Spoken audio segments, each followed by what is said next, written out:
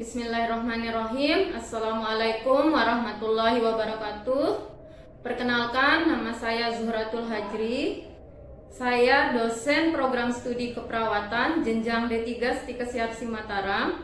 Pada hari ini saya akan menjelaskan salah satu mata kuliah yang saya angku, yaitu mata kuliah keperawatan medikal bedah 2. Mata kuliah keperawatan medikal bedah 2 ini termasuk dalam rumpun mata kuliah keperawatan klinik dengan bobot SKS, yaitu 4 SKS dengan 2 teori dan 2 praktik.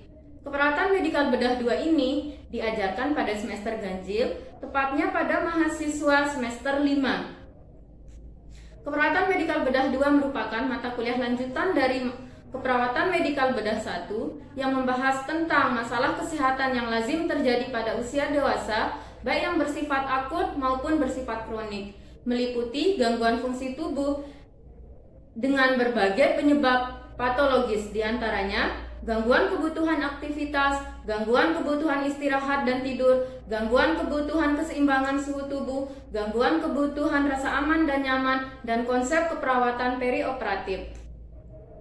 Adapun capaian pembelajaran pada mata kuliah ini, yang pertama, mampu menguasai konsep gangguan kebutuhan aktivitas akibat patologis pada sistem muskuloskeletal, persarapan, dan indera. Yang kedua, mampu menguasai konsep gangguan kebutuhan istirahat dan tidur akibat patologis pada sistem persarapan dan sistem integumen.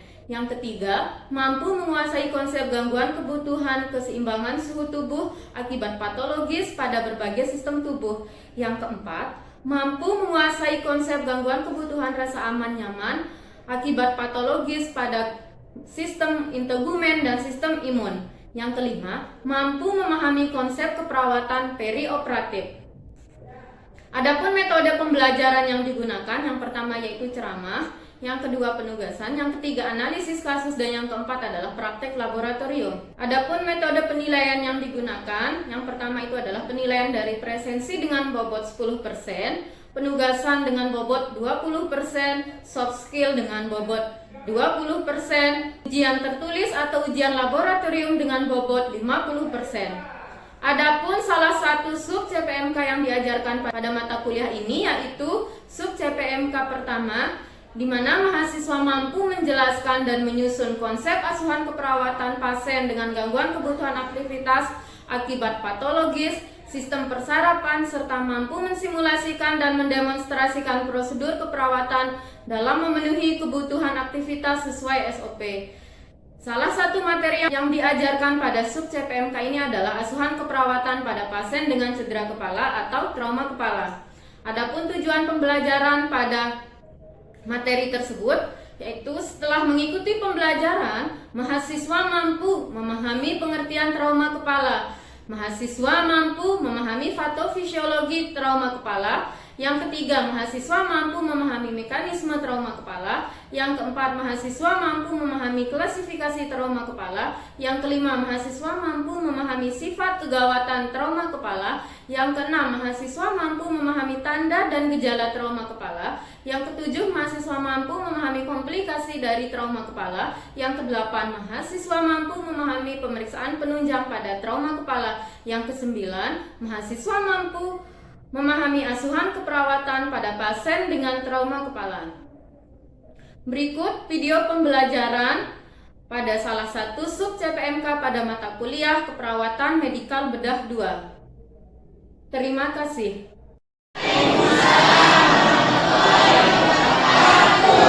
Baik, selamat siang mahasiswa semua. Pada hari ini kita bertemu lagi masuk pada kuliah sistem persarapan tingkat 3 semester 5. Jadi pada sistem persarapan ini sebelumnya juga kita sudah pernah masuk terkait dengan pengkajian pada sistem persarapan dan asuhan keperawatan pada pasien stroke. Untuk yang hari ini kita akan masuk ke materi terkait dengan asuhan keperawatan pada cedera kepala atau trauma kepala. Adapun tujuan pembelajaran kita pada hari ini, nanti setelah selesai atau di akhir kuliah nanti, mahasiswa mampu memahami pengertian dari trauma kepala, patofisiologi dari cedera kepala atau trauma kepala itu sendiri, mahasiswa juga mampu memahami bagaimana sih proses terjadinya atau mekanisme dari cedera kepala itu sendiri. Selanjutnya di sini jenis-jenis cedera kepala, sifat kegawatan, tanda gejala, komplikasi, pemeriksaan fisik sampai dengan asuhan keperawatan. Tentu untuk penilaian ya sama seperti yang pernah saya jelaskan sebelumnya bahwa untuk proses penilaian itu kita ada presensi, kita ada soft skill, tugas, ujian baik itu UTS maupun UAS ya. Di akhir juga nanti kita akan diskusi ya, tapi ini bentuknya penugasan. Jadi nanti mahasiswa akan menganalisa kasus ya. Kemudian nanti di akhir itu akan dikumpulkan. Kemudian nanti pada saat pertemuan selanjutnya baru kita akan bahas kasus ya, satu kasus nanti dianalisa bersama kelompok. Ya. Oke. Selanjutnya di sini, ini mungkin kita pernah melihat ya atau pernah mendengar trauma kepala. Kira-kira apa yang tergambar di benak mahasiswa kalau dengar yang trauma kepala, atau kenapa kok bisa terjadi trauma kepala itu? Ada yang bisa jawab? Karena benturan atau apalagi biasanya kecelakaan. Oke ya, jadi trauma kepala ini memang banyak terjadi karena kecelakaan, salah satunya baik itu kecelakaan lalu lintas atau kecelakaan kerja ya. Trauma kepala itu sendiri di sini adanya gangguan ya, gangguan traumatik dari fungsi otak yang disertai atau tanpa disertai dengan perdarahan. Jadi mungkin pernah kita lihat ya, pernah mahasiswa lihat ada yang jatuh dari motor ya, nggak pakai helm misal, ada yang sampai kepalanya berdarah-darah, ada juga yang enggak ya. Tapi kalau misal kita menemukan ada yang jatuh dari motor seperti itu, atau misal jatuh dari, ada yang berusaha lompat misalnya ini dari lantai 3 begitu ya, intinya kan nggak ada pengaman nih di kepala, itu kita harus curigai adanya trauma kepala ya, atau cedera kepala. Karena cedera kepala ini sendiri ini bisa ya, bisa karena bisa nanti ada perdarahan, ada juga yang tidak ya. Memang kalau kita lihat otak ini utuh gitu, nggak ada keluar darah dan lain sebagainya. Akan tetapi di dalamnya nih ya, di dalam kepala ini ya, otak kita khususnya ini ada yang bermasalah. Ya, dikatakan bahwa cedera kepala ini penyebab utama kecacatan dan kematian. Pilihannya kalau nggak cacat ya mati, ya. Atau seperti yang kemarin ya, ada misal ada yang demo-demo gitu ya. Nah itu juga kan nanti misal kena kepala itu juga bisa ya, karena benturan ya.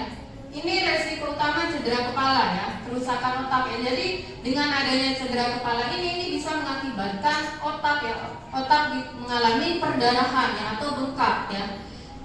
Mungkin yang sering kita lihat itu kalau misal yang sering kecelakaan itu adalah sampai kepala ini berdarah ya.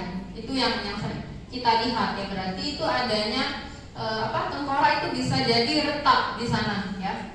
Terus di sini juga bisa terjadi nih tekanan intrakranial, ini akan mempengaruhi fungsi serebral ya, dan menimbulkan distorsi dan bergesernya otak. Ya, kalau terjadi tekanan intrakranial ya. Nah ini kenapa kok bisa terjadi cedera kepala ya? Tergantung ya. Di sini kalau dia cedera kepala primer, di sini terjadi ya saat atau bersamaan dengan kejadian cedera. Umumnya ini menimbulkan kerusakan pada tengkorak, pembuluh darah dan struktur pendukungnya ya. Jadi kita bayangin ya kayak retak, mungkin bisa jadi tengkorak ini udah nggak utuh lagi bentuknya ya. Mungkin pernah ya dengar orang yang kelindes gitu ya, kecelakaan terus kelindes gitu, ada yang seperti itu. Terus di sini ada juga ya, kenapa kok bisa terjadi cedera kepala? Karena di sini ada yang sekunder ya. Ini adalah lanjutan dari yang primer ya, jadi merupakan fenomena metabolik ya. Atau cedera kepala sekunder ini adalah pasien mengalami hipoksia. Apa itu hipoksia? Kekurangan oksigen. Ya, benar. Jadi kekurangan oksigen, tapi kekurangan oksigennya di mana? Di otak ya.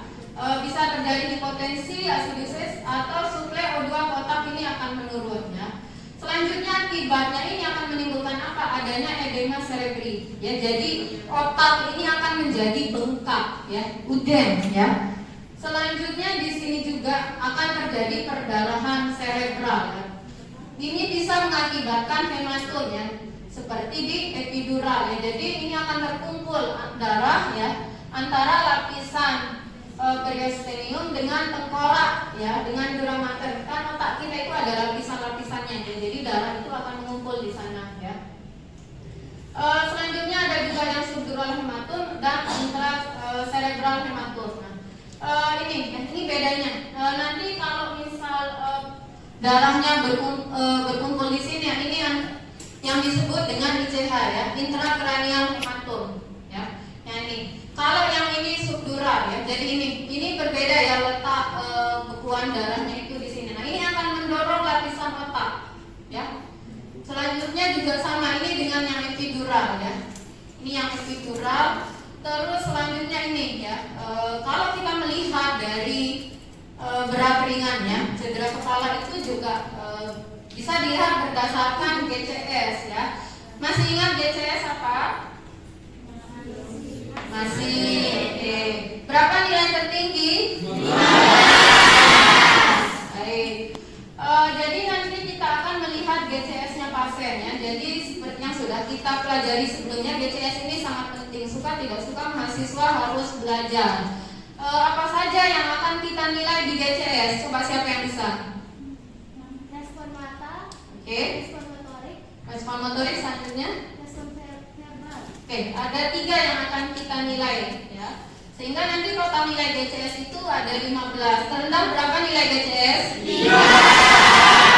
Oke, jadi jangan tertukar, ya. Nanti seringkali yang diingat itu adalah kekuatan otot. Kekuatan otot itu nanti nilainya 0, ya. Jadi biarpun ada motorik. Nah, ini kalau yang ringan itu GCS-nya itu bisa 3 sampai 15, ya. Kita lihat tandanya bahwa di sini pasien akan kehilangan kesadaran kurang dari 30 menit, ya. Jadi kayak pingsan, ya. Pingsan, tetapi sebentar saja, ya. Tidak terdapat fraktur tengkorak, kontusio ataupun hematom, ya. Kalau yang cedera kepala sedang, di sini GCS sudah mulai menurun, ya. Bisa 9 sampai 12. Ini hilang kesadaran antara 30 menit sampai 24 jam. Ya, jadi hati-hati, ya, terutama ini seringkali pasien seperti yang masuk UGD, ya. Ini jadi kalau misal riwayat kecelakaan jangan buru-buru disuruh pulang. Tanya dulu riwayat jatuhnya seperti apa, ya, ada nggak yang muntah, ya, muntah yang muncrat atau muntah proyektil namanya. Itu kita tanyakan, terus kita periksa ada nggak keluar darah dari mulut, dari telinga, ya. Dari hidung itu kita periksa karena itu adalah salah satu tanda dari cedera kepala, ya. Terus kemudian disertai fraktur tengkorak. Tentu kalau fraktur ini gimana cara kita periksanya kalau fraktur?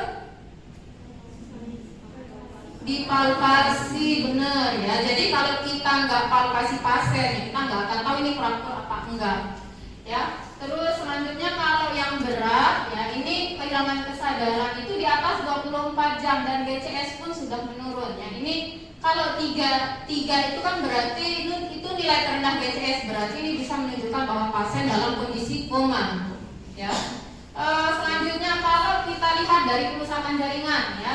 Di sini ada commotion cerebri, ada puntasio cerebri, ada laceratio cerebri. Ini pun juga ada tanda-tandanya, ya, berbeda dari tanda gejala. Jadi kalau di rumah sakit itu banyak, ya, ada yang bilang trauma kepala, ada yang bilang cedera kepala atau cedera otak, ya, tergantung nanti melihatnya dari mana. Apakah mau melihat dari tingkat kerusakan jaringan, ya, atau mau melihat dari GCS-nya, ya. Kalau GCS kita kategorinya ada ringan, sedang, berat. Nah, ini tanda gejalanya yang bisa kita lihat, ya. Ini salah satu, ya, mungkin bahasa kita memar, ya. Tapi kalau di cedera kepala ini kita sebutnya ekimosis. Tapi ekimosisnya di mana, ya? Itu biasanya bisa kita lihat seperti di belakang telinga. Ya, itu salah satu tanda yang bisa kita lihat pada pasien dengan cedera kepala, ya. Terus selanjutnya kalau kita melihat dilihat dari sifat kegawatannya. Nah, di sini sama ya. Ini penurunan tingkat kesadaran. Jadi GCS-nya itu kurang dari 8 ya. Berarti bisa 5, bisa 3. Ya, pasien koma tergantung derajat cedera kepala. Ya. Terus selanjutnya refleks batang otak ya. Ini refleks batu, gap dan kornea. Refleks pupil ya. Masih ingat cara periksa pupil? Masih. Ya. Jadi kalau pupilnya melebar bagaimana? Pasiennya tandanya apa?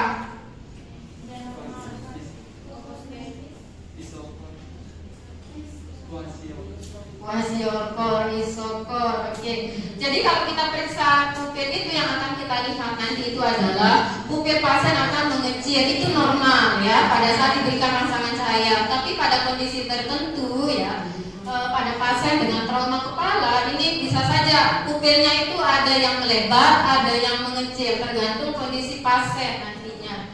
Ya, pasien juga akan mengalami defisit neurologi ya, perubahan pada pupil. Ya, bukan berarti pupilnya melebar terus mati, enggak ya. Tapi memang karena kondisi tertentu ya, kondisi seperti pada trauma kepala ini atau cedera kepala ini, pupilnya bisa saja melebar, bisa mengecil, bisa melebar. Tapi bukan berarti langsung ini meninggal, enggak ya. Tapi memang itu adalah salah satu indikasi pada saat kita melakukan pemeriksaan. Nah, ini juga tanda gejalanya ya, jika terjadi fraktur, kemungkinan yang terjadi itu adalah keluarnya cairan cerebrospinal ya, atau cairan lain dari hidung.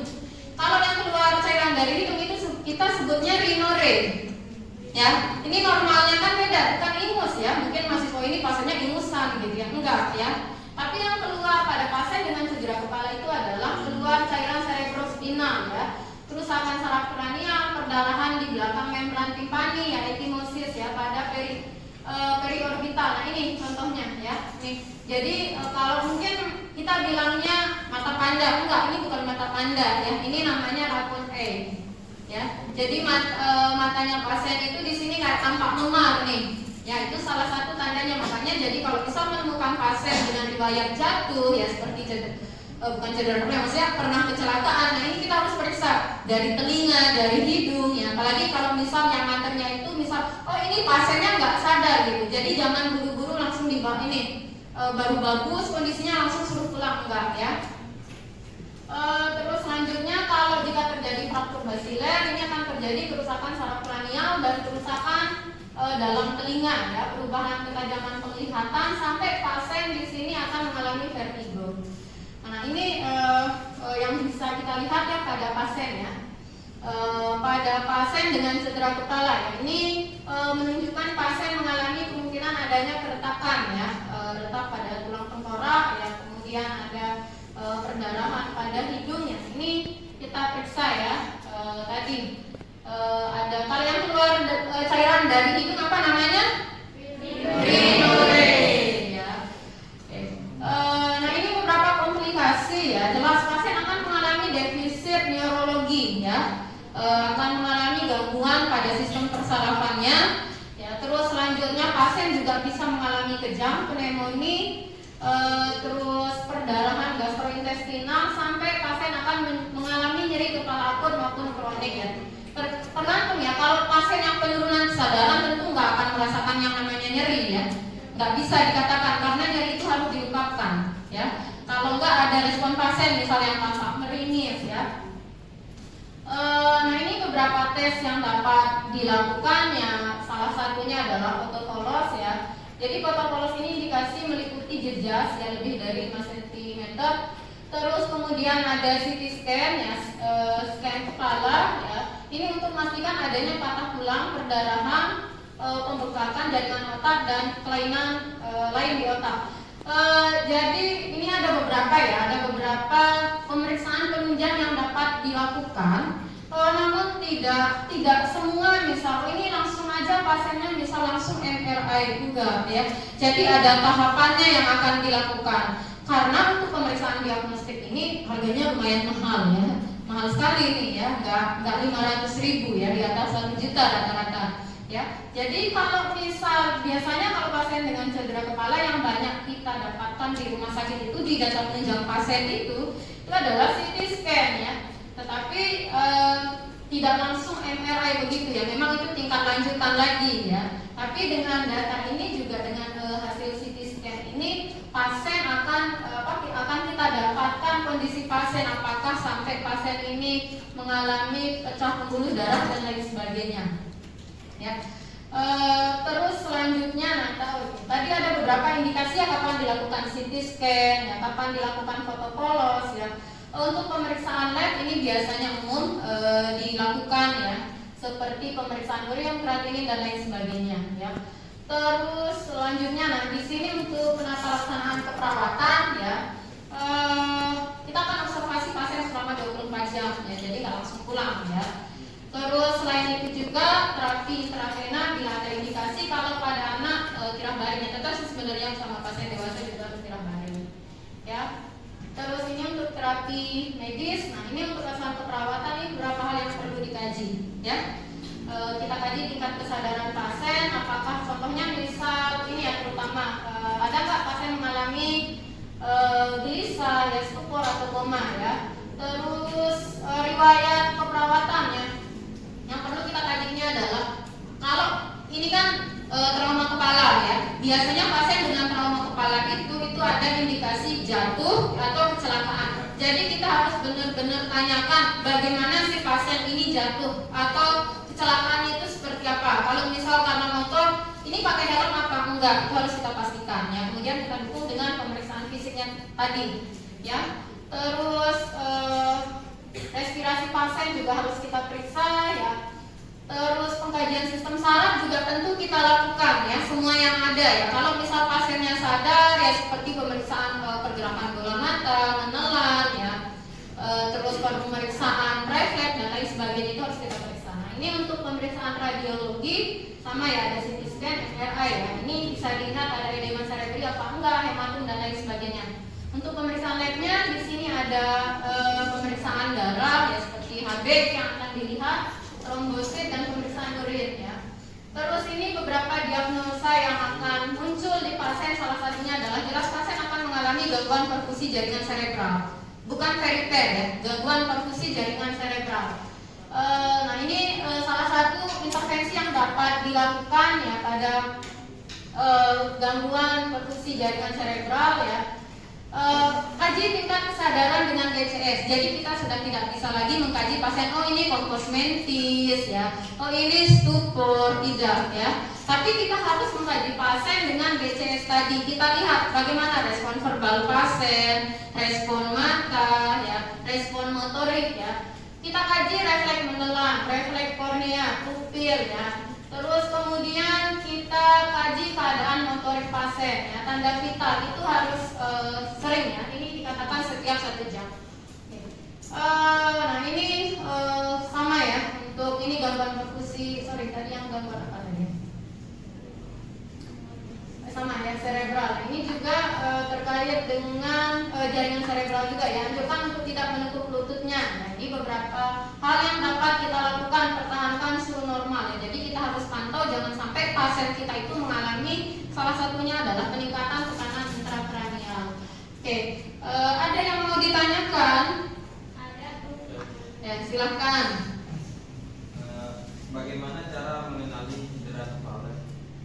Oke, kalau kita mau tahu pasien kita ini cedera kepala apa tidak, ya, tentunya pertama riwayat, ya, riwayat keperawatan pasien, ya, riwayat keperawatan pasien itu harus kita perhatikan. Artinya apakah pasien kita ini misal pernah ada riwayat jatuh, kecelakaan, atau mungkin pernah kena pukulan, ya. Mungkin misalkan didorong sama temennya terus kegelinding di tangga, itu kan kena kepala, kita nggak tahu, ya. Atau mungkin sebenarnya awalnya cuma main-main doang, ya, main-main doang, terus kena ke tembok. Nah, itu bisa jadi, ya.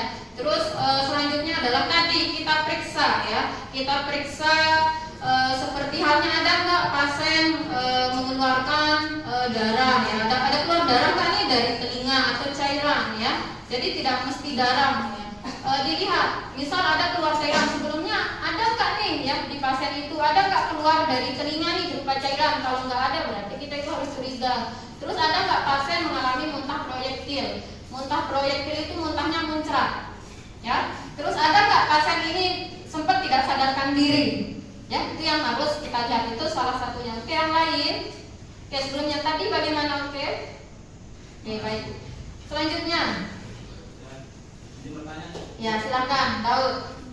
Assalamualaikum warahmatullahi wabarakatuh. Waalaikumsalam warahmatullahi wabarakatuh. Saya memperkenalkan nama saya dulu, saya Muhammad Abdul Latif. Izin bertanya, di mana di dalam pertanyaan saya Nike, apakah diagnosa itu akan muncul pada pasien cedera kepala? Oke. Tadi banyak sekali ya beberapa diagnosa yang kemungkinan akan muncul di pasien dengan cedera kepala. Akan tetapi ada juga ya. Jadi tidak semua diagnosa ini ada 10 diagnosa nih teorinya bilang begitu. Berarti nanti kalau ketemu pasien dengan cedera kepala 10-10-nya muncul enggak. Tergantung pasien ini masuk cedera kepala yang mana ya begitu nanti. Ngerti? Yang lain paham ya? Ya. Oke. Lanjut satu lagi kalau gitu. Izin bertanya Bu, apa yang harus kita lakukan sebagai perawat dalam merawat pasien cedera kepala atau trauma kepala? Oke, pada pasien dengan cedera kepala tentu kita sebagai perawat harus memperhatikan. Pertama yang harus kita lakukan itu adalah observasi ya. Observasi itu kurang lebih sampai 24 jam. Kita harus perhatikan nanti apakah ada pasien misal yang tadinya bisa saja pasien tadi itu komposmentis tiba-tiba mengalami penurunan kesadaran, itu bisa saja terjadi. Nah, itu harus kita perhatikan. Kalau memang ada indikasi pasien ini harus diberikan pemasangan infus ya kita pasang ya, kita berikan infus, kita berikan NGT, apalagi kita berikan juga pasien oksigen. Tentu tergantung kondisi pasien ya. Kalau misal pasien mengalami cedera kepala berat dan tidak bisa dipasangkan oksigen, maka nutrisi bisa kita berikan melalui parenteral ya. Jadi tidak mesti yang melalui makan atau melalui NGT ya. Jadi bisa melalui cairan infus ya, di sana ada juga nutrisinya. Ya, terus selain itu juga harus kita pertahankan kondisi pasien itu harus tetap kita pantau. Ya, ada lagi yang lain? Tidak ada. Oke, baik. Sebelum kita akhiri, nanti tugasnya akan dikirim ya. Dikirim kemudian nanti dibahas sama kelompok ya, silakan dibagi kelompoknya boleh 3 orang ya, 3 orang per kelompok, kemudian nanti dikumpulkan besoknya, kemudian akan kita bahas pada pertemuan selanjutnya dan mahasiswa akan tampilkan hasil analisa kasusnya. Oke, baik, karena sudah waktunya ya, sudah selesai untuk pertemuan kita kali ini, kita cukupkan. Marilah kita sama-sama membaca hamdalah. Alhamdulillahirobbilalamin. Assalamualaikum warahmatullahi wabarakatuh.